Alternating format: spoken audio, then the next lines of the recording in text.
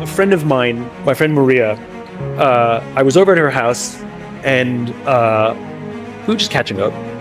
And she told me that the week before, she had a really, really hard week. And I said, why didn't you call me? I'm here for you. She says, I did. I reached out. I said, no, you didn't.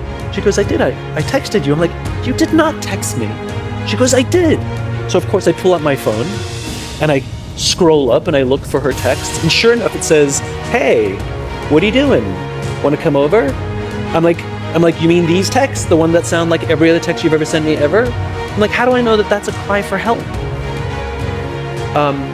And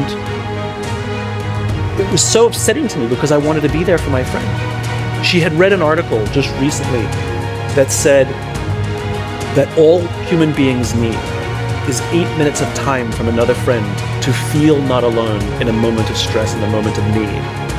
And so she and I came up with a code word that the next time one of us really needs the other person, that instead of just sending a random text thinking that they'll be able to decipher that we're struggling, our code would be, do you have 8 minutes?